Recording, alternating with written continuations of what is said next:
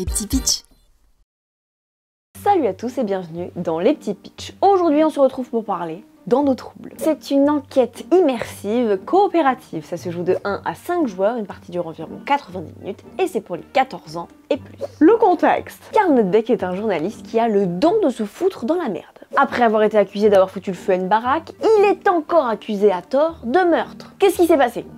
Une star montante de foot russe a été retrouvée dans un lac. Mort évidemment. Première hypothèse à laquelle tout le monde a pensé, il a fait plouf parce qu'il avait un coup dans le nez. Problème, les analyses ont révélé qu'il était 100% sobre. Déjà ça c'est louche. Qui est sobre un samedi soir? Puis un bateau a été retrouvé sur la berge, pas très loin du corps. On se doute que le truc a un rapport avec sa mort. Ce bateau était enregistré au nom de Karl Nothbeck. Karl il est pas futé, mais c'est pas un meurtrier. Par contre c'est une grosse fouine, il arrête pas de foutre son nez dans les affaires des autres, et foutre son nez dans des affaires de corruption russe, tu l'as un peu cherché. Quelqu'un essaye de lui faire porter le chapeau. C'est pour cela qu'il fait appel à vous, détective, pour l'innocenter et qu'il puisse partir en vacances avec son bateau, pas passer ses week-ends au tribunal. Et la question en suspens reste, qui aurait bien pu assassiner cet espoir du foot? Qui a le temps? Parce que moi j'ai une liste longue comme mon bras, mais j'ai pas le temps.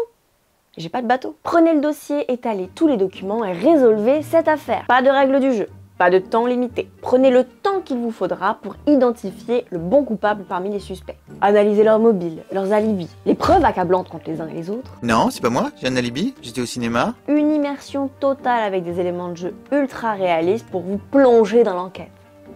Et dans le lac. Ouf. À faire tout seul ou à plein, dans tous les cas, vous aurez l'impression de vivre un polar le temps d'une soirée. Et c'est très sympathique. Et pour cette troisième enquête de la gamme scène de crime, on revient à Adlerstein en clin d'œil au premier épisode. Pas de panique, les enquêtes sont totalement indépendantes, vous pouvez totalement y jouer sans avoir joué aux autres. Si vous ne connaissez pas les deux premières, je vous invite à aller regarder les petits pitchs qui vous décideront peut-être à les découvrir elles aussi. Voilà, c'est tout pour En eau trouble, j'espère que ça vous a plu et que ça vous aura peut-être donné envie de tester le jeu.